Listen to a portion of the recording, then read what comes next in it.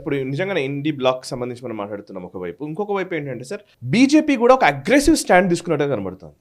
అదానీ విషయంలో వాళ్ళు ఏదైతే బ్లేమ్ చేసే ప్రయత్నం చేస్తున్నారో, అదానీ ఆయన ప్రధాని అని ఎక్కడైతే ప్రచారం చేస్తూ ఉన్నారు, same time George Soros and Rahul Gandhi ఏక్ హే అనే ఒక మాటని ఎక్కువ తీసుకెళ్తున్నారు. సోనియా గాంధీ, రాహుల్ గాంధీ వీళ్లకు జార్జ్ సోరోస్ ఫౌండేషన్స్కి ఉన్న లింక్స్, ఓసీసీఆర్పీ ఇష్యూని బయటకు తీసుకురావడం, ఖచ్చితంగా వీటి గురించి సంబిత్ పాత్ర విపరీతంగా మాట్లాడుతున్నారు. డైరెక్ట్గానే ట్రేటర్ అనేసారు. Rahul Gandhi is a traitor అన్నాడు. ట్రేటర్ ఫస్ట్ ఆర్డర్ సంథింగ్ అట్లాంటిది, హైయెస్ట్ ఆర్డర్ సంథింగ్, భారతదేశంలోనే ఒక దేశ ద్రోహానికి సంబంధించినటువంటి వ్యక్తి అన్నట్టుగానే వాళ్ళు మాట్లాడుతున్నారు.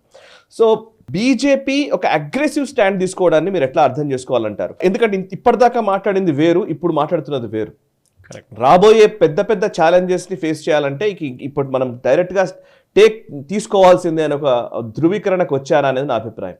ఎందుకంటే ఫర్ ఎగ్జాంపుల్ మణిపూర్ లేదా ఇప్పుడు ఫార్మర్స్ ప్రొటెస్ట్ పేరిట ఒకవైపు నడుస్తోంది, ఇంకోవైపు సంబాల్ లాంటి ఇష్యూస్ నడుస్తున్నాయి. దేశంలో ఇంకెప్పుడు ఏం అలజడులు జరుగుతాయో తెలియదు. సో ఈ టైంలో రైట్ టైం టు అటాక్ అని అనుకుంటున్నారు. అండ్ ఈవెన్ అక్కడ ట్రంప్ వచ్చాడు. ట్రంప్ ఎక్కువ భయం, కాంగ్రెస్ ఎక్కువ, ఎందుకంటే ట్రంప్ డైరెక్ట్ గా మాట్లాడుతున్నాడు. కాష్ పటేల్ కూడా చెప్పేశారు, ఫస్ట్ డే మేము FBI బంద్ చేసేస్తాము, నెక్స్ట్ డే ఆ బిల్డింగ్లో డీప్ స్టేట్కి ఒక మ్యూజియం పెట్టబోతాం అంటున్నారు. మ్యూజియంలో రాహుల్ గాంధీ, సోనియా గాంధీ ఫోటో ఉందా చూడాల్సి వస్తుంది. జార్జ్ సోరోస్ ఫోటో ఎట్లయినా ఉంటుంది, because they openly attack George Soros. George Soros funded మీడియానే మనకు న్యూయార్క్ టైమ్స్ కానీ, వాషింగ్టన్ పోస్ట్ కానీ వీళ్ళందరూ యాంటీ ఇండియా ఆర్టికల్స్ కూడా రాస్తారు. Same publication including CNN wear attacking, BBC was attacking Donald Trump also. So Trump మీద ఉన్న అక్యూజేషన్స్ అదే వీళ్ళు కూడా రిపీట్ చేశారు. ట్రంప్ చాలా క్లియర్గా చెప్పారు, ఈ డీప్ స్టేట్ని నేను వచ్చిన తర్వాత డిస్మాంటిల్ చేసేస్తాను. డీప్ స్టేట్ని డిస్మాంటిల్ చేయాలంటే బహుశా ఏం జరగబోతుందంటే జార్జ్ సోరోస్ని ఈ might even get arrested in the US. మీరు చూస్తుండండి. Correct. Even though is only Jew, Hungarian Jew, ఆయనకి ఎక్కడో కూడా సిటిజన్షిప్ ఉంది, పారిపోతాడు అక్కడికి. కానీ ఇప్పుడు యాక్టివ్ లేడు, కొడుకు ఇప్పుడు యాక్టివ్ ఉన్నారు. So what ever said and done. ఎందుకంటే సోనియా గాంధీ రోల్ ఎక్కడ దీంట్లో చాలా క్లియర్, సాయి గారు చాలా క్లియర్ రోల్ ఉంది దీంట్లో. బికాస్ కో-ప్రెసిడెంట్ ఉన్నారు ఒక ఆర్గనైజేషన్, దాని పేరేంటి, forum of democratic leaders Asia Pacific, FDI-AP అనే ఆర్గనైజేషన్ ఉంది. దాని main funding George Soros and US state department. ఇక్కడ దాకా వస్తుందంటే ఈ పాస్ట్ కూడా మనం చూస్తాం. దీనికన్నా ముందు కూడా ఒకసారి వచ్చారు, సోరోస్ వచ్చి కలిసి వెళ్ళారు. ఎవరిని? BK నెహ్రూ వైఫ్ని, Fori Nehru. She is an Hungarian actually, like this guy, Soros లాగా అన్నమాట. వచ్చి I think it was somewhere in Chandigarh కలిసి వెళ్ళారు. He turns out Fori is actually BK Nehru Jawaharlal Nehru's cousin, Rahul Gandhi uncle వస్తారు, ఆంట్ తయారవుతారు ఫోరీ నెహ్రూ. సో కనెక్షన్స్ చాలా ఉన్నాయి, కనెక్టింగ్ ద డాట్స్ అంటారు ఇంగ్లీష్లో. సో డెఫినెట్గా India's ambassador BK Nehru, India ambassador USలో ఉన్నప్పుడు కూడా వీళ్ళు రిలేటివే అందరూ, నెహ్రూ ఫ్యామిలీయే. అప్పుడు కూడా this guy Soros was in deep touch with this guy. And definitely సోరోస్ని అటాక్ చేయడం అని బీజేపీ స్ట్రాటజీ చాలా మంచిది. ఎందుకంటే ఒకటి, పార్లమెంట్లో there is a opposite story నా. డెఫినెట్గా వీళ్ళు ఎక్స్పోజ్ చేస్తున్నారు డీప్ స్టేట్ ఎంతగా నడుస్తుంది. పార్లమెంట్ మొదలయ్యే కరెక్ట్ 1 వీక్ ముందు స్టోరీస్ వస్తాయి. అది పెగాసస్ నుంచి, రఫేల్ నుంచి, మన హిండన్బర్గ్ రిపోర్ట్ నుంచి, అదానీ నుంచి, మిగతా అన్నిట్లో ఎగ్జాక్ట్లీ 1 వీక్ బిఫోర్ పార్లమెంట్ ఇది వస్తుంది. ఇప్పుడు దాకా బీజేపీ డిఫెన్సివ్లో ఉన్న బీజేపీ ఇప్పుడు ఒఫెన్సివ్గా వెళ్తుంది. I think very good move. ఎందుకంటే direct Modi and Amit Shah attack చేయకుండా, యూజువల్లీ అదే చూస్తారు కదా మనం ఎప్పుడు చూస్తారంటే మోదీ అటాక్ చేయాలి, లేకుంటే అమిత్ షా గారు అటాక్ చేయాలి, బీజేపీలో మిగతా ఎవరు మాట్లాడాలి ఎక్కువ అని. కానీ ఒక న్యూ క్రాప్ ఆఫ్ లీడర్స్ని తీసుకొచ్చారు. ఎందుకంటే బీజేపీ ప్రాబ్లం ఎక్కడ వచ్చింది సాయి గారు అంటే, సుష్మా స్వరాజ్ గారు కానివ్వండి, అరుణ్ జైట్లీ కానివ్వండి, మిగతా వాళ్ళు, even Pramod Mahajan at one time aggressive ఉండే వీళ్ళందరూ పార్లమెంట్లో. సీన్ నుంచి డిసపియర్ అయిన తర్వాత కొత్త వాళ్ళు ఎవరు రాలేదు. Nirmala Sitharaman to certain extent, కానీ ఆమెకు ఫైనాన్స్ మినిస్ట్రీలో ఫుల్ టైం అక్కడ అయిపోయింది, ఆమెకు టైం లేదు. డిఫెండ్ చేయడానికి బీజేపీ కొత్త లీడర్ని తీసుకొస్తున్నారు. ఇప్పుడు సంబిత్ పాత్ర కానివ్వండి, నిచికాంత్ దుబే కానివ్వండి, ఇట్లాంటి కొత్త వాళ్ళని తీసుకొచ్చి, ఈవెన్ చిన్న డిబేట్లో వస్తున్న లీడర్స్ని కూడా తీసుకొచ్చి, ప్యానలిస్ట్లో ఉన్న డిబేట్లను కూడా తీసుకొచ్చి వీళ్ళు డిబేట్ చేస్తున్నారు parliament, which is a good move. Because ఈ FDI-AP ఎక్స్పోజ్ చేయడము, సోనియా గాంధీని ఎక్స్పోజ్ చేయడము, Kashmir as an independent nation అని చెప్పారు అదే association co-president Sonia Gandhi. Correct. అప్పుడు ఆలోచించండి, anything else you want proof? Congress అడగమని చెప్పండి, నేను చెప్తాను వాళ్ళకి ప్రూఫ్ కావాలంటే. This is more proof than this. Definitely ఈ పార్లమెంట్లో అదే నాకు అర్థం కాదు. వీళ్ళేమంటున్నారు, మీరు సోరోస్ని ఎందుకు తీసుకొస్తున్నారు అంటున్నారు పార్లమెంట్లో కాంగ్రెస్ వాళ్ళు. మరి మీరు అదాన్ని తీసుకొస్తున్నారు కదా, అప్పుడు సోరోస్ని తీసుకురాలేమా? You should not raise this issues in parliament and waste time అంటున్నారు కాంగ్రెస్ వాళ్ళు. మళ్ళీ మీరు అదాని గురించి ఏం చేస్తున్నారు? మళ్ళీ సోరోస్ ఇక్కడ లేడు కదా ఇండియాలో, ఆయన గురించి ఎందుకు మాట్లాడుతున్నారు మీరు అంటున్నారు. మాట్లాడితే ప్రాబ్లం ఏంటి? రాహుల్ గాంధీ గారు డెఫినెట్గా they should take it up. ఎందుకంటే సోరోస్ లింక్స్ చాలా క్లియర్ ఉంది.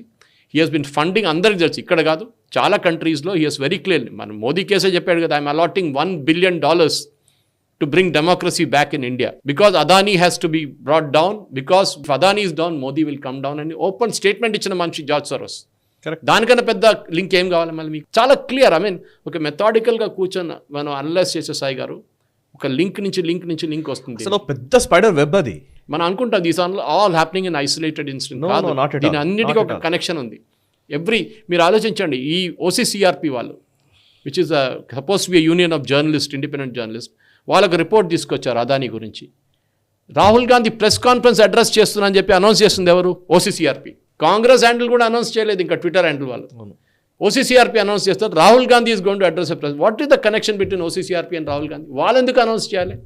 They are suppose be an independent body sides ఎందుకు తీసుకుంటున్నారు వాళ్ళు? అండ్ ఇంకోటి, అదాని గురించి ఆ కోర్టు జడ్జిమెంట్ ఏదో సంథింగ్ రాగానే, న్యూయార్క్ డిస్ట్రిక్ట్ కోర్ట్ ఇవ్వగానే పొద్దున 2 o'clock నుంచి క్రానాలజీ చూస్తే 2 గంటల నుంచే ట్వీట్ చేశారు. రాత్రి 2 గంటలకు ట్వీట్ చేశారు వీళ్ళందరూ. అది కూడా కాదు, the guy Pranay Thakurta, I know him very well. నాతో అప్పుడు వాట్సాప్లో చాట్ చేస్తున్నాడు. నాతో ఒక ప్యానల్ డిస్కషన్లు కూడా ఉన్నారు కొన్ని సంవత్సరాల ముందు జైపూర్లో ఒక యూనివర్సిటీలో. దాట్ ప్రణయ్ గుహ ఠాకూర్తా ఆయన కూడా ట్వీట్ చేశారు పొద్దున 3:10 ఆయన ఏమంటాడు, నాకు దానికి 10 నిమిషాల ముందు నాకు US నుంచి కాల్స్ వచ్చాయి. ఎట్లా వచ్చిందని కాల్స్? Who called? అదే ఆయనకి ఎందుకు కాల్ చేయాలి? అండ్ అది కూడా దట్టు స్టాక్ మార్కెట్స్ నడిచే రోజే వస్తాయి ఇవి. పొద్దున ఇవన్నీ చేస్తారు, బై 9-9:30 కల్లా ట్రెండింగ్లోకి వచ్చేస్తుంది. సో దట్ స్టాక్స్ పడిపోతాయి. That is exactly the point. India's economic ప్రోగ్రెస్ని ఆపడానికి one of the biggest target is Adani. దానికన్నా ముందు అంబానీ ట్రై చేశారు, అది ఫెయిల్ అయింది. ఎందుకంటే అంబానీతో పెట్టుకుంటే వీళ్ళందరికీ తెలుసు. ధీరుభాయ్ అంబానీ గ్రూ అప్ కంప్లీట్గా ప్రోగ్రెస్. ధీరుభాయ్ అంబానీ జరిగిందంతా కాంగ్రెస్ రూల్లో కంప్లీట్గా. అప్పుడు మనం ఏం చెప్పొచ్చండి, మన సినిమాలు కూడా చూసాం దాని గురించి, how the manipulation was done, how various things happened. I think Abhishek Bachchan act చేసిన ఒక సినిమా కూడా ఉంది దాని మీద. So this is exactly the point that మీకున్న టైంలో ఒక ఇండస్ట్రీస్ మీరు చేశారు. రాహుల్ బజాజ్కి మీరు లైసెన్సులు ఇచ్చేసి డబ్బులు తీసుకొని మీరు చేశారు పనులంతా. ఓపెన్గా చెప్పారు రాహుల్ బజాజ్. ఒక కాంగ్రెస్ నాయకుడిని, సీనియర్ నాయకుడిని ఇదే ప్రశ్న గట్టిగా అడిగాను. యాక్చువల్లీ అసలు లైసెన్స్ రాజ్, అసలు బిజినెస్ పెరగకుండా ఉండే విధంగా ఉన్నటువంటి విధానాలు కాంగ్రెస్ హయాంలోనే జరిగాయి. లైసెన్స్ రాజ్, పివి నరసింహారావు గారి పుణ్యమాని ఎకనామిక్ రిఫార్మ్స్ వచ్చాయి. ఆయన్ని చాలా సంవత్సరాల పాటు డిజైన్ చేసుకున్నారు. మీరు ఈ మధ్య కాలంలో పివి నరసింహారావు గారిని ఓన్ చేసుకుంటున్నారు. సో నిజానికి అంటే నేను లైసెన్స్ రాజు మీ కాలంలోనే వచ్చింది, అంబానీలు అదానీలు రైజ్ అయింది మీ కాలంలోనే. కరెక్ట్. అప్పుడు దాని మీద ఎంక్వైరీ ఎందుకు లేదు? ఎలా? ఫర్ నోవేర్ ఒక పెట్రోల్ బంక్లో పనిచేస్తున్న ఒక మనిషి ఉండే Dhirubhai Ambani, admire for it, admire చేయాలి.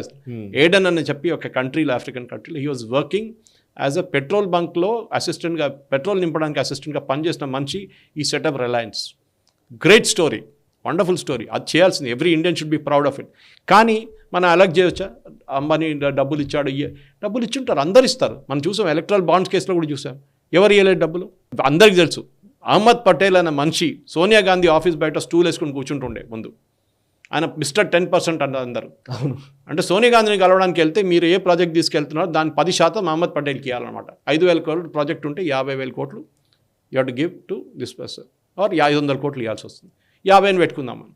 అట్లా అహ్మద్ పటేల్ సంపాదించిన డబ్బులే ఈ కాంగ్రెస్ పార్టీ ఫండింగ్లో వెళ్ళింది అనమాట. So that is where KC Venugopal sitting now. కానీ ఆయనకు అస్సలు అథారిటీ లేదు, ఏం లేదు ఇప్పుడు. సో మన మెయిన్ ప్రాబ్లం ఏంటంటే ఈ సోరోస్ని పక్కన పెడదాం మనం. What did you during licence Raj? మీరు ఎవరెవరికి లైసెన్స్ ఇచ్చారు? బిర్లాలు కానివ్వండి, మిగతా ఆర్గనైజేషన్స్ కానివ్వండి, మనం చెప్పినట్లు అంబానీస్ కానివ్వండి, మిగతా వాళ్ళకి, రాహుల్ బజాజ్ స్కూటర్లు తయారు చేయడం. నాకు స్కూటర్ మా నాన్నగారు 87 కొనిచ్చారు సాయి గారు, ఫారెన్ ఎక్స్చేంజ్లో కొనిచ్చారు. ఫారెన్ ఎక్స్చేంజ్ అప్పుడు 2 సంవత్సరాలు వెయిట్ చేయాలి ఒక స్కూటర్ కోసం. ఒక స్కూటర్ కొనాలంటే ఇండియన్ రూపీస్లో 2 years యూ టు వెయిట్.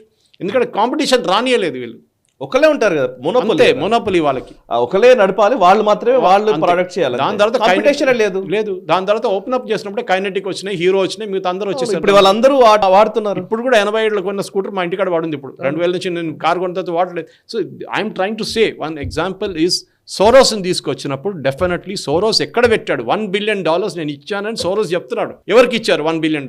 ఎంతమంది జర్నలిస్ట్కి ఇచ్చారు?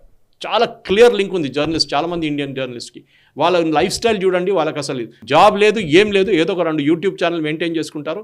వాళ్ళు మస్తు డబ్బులతో సంపాదించుకోడు. మీలాంటి వాళ్ళు మర్సిడీస్ కొట్టుకుంటాం. అదే అంటున్నా, మీలాంటి వాళ్ళు మర్సిడీస్ లెఫ్టిస్ట్ కంబైన్. అది ప్రణయ్ ఠాకూర్తా ఉండొచ్చు, అది బర్ఖాదత్ ఉండొచ్చు, రాజ్దీప్ సర్దేశాయ్ ఉండొచ్చు, the entire print, quint, scroll వీళ్ళందరినీ ఫండ్ చేస్తుంది వీళ్ళందే. కంప్లీట్గా మనకు తెలుసు news minute. Rajdeep Sardesai tweet చూశాను నేను. అసలు ఎంత ఆశ్చర్యం అంటే, అసలు ఎంత కోపం వస్తుందంటే, ఏమంటాడంటే జార్జ్ సోరోస్ 90 ఏళ్ళ 80 ఏళ్ళ ముసలాయన ఈ భారతదేశాన్ని, ఇంత పెద్ద దేశాన్ని డీస్టెబిలైజ్ చేయగలుగుతాడా? ఇదా మన డెమోక్రసీ? బట్ వాట్ ఎవర్ ఆయనకున్న జార్జ్ సోరోస్కు ఉన్నటువంటి సిస్టమ్ ఏంటి, ఆ ఎకో సిస్టమ్ని ఎలా రన్ చేస్తాడు, అసలు ఎన్ని కోట్ల రూపాయల, ఎన్ని బిలియన్స్ ఆఫ్ డాలర్స్ పెడుతున్నారు, పంప్ చేస్తున్నారు, ఆ మాత్రం తెలియకుండా 30-80 ఏళ్ళ ముసలోడు. వీళ్ళకెన్ని ఇట్లాంటివే ఉంటాయి. వరవర్రావుకేమో 80 ఏళ్ళ ముసలాయన, ఆయనకు బెయిల్ ఇవ్వరా? ఆయన చేసిన విధ్వంసం ఎంత ఎవడు అడుగుడు? అదే అండి సైగర్, the problem is very simple.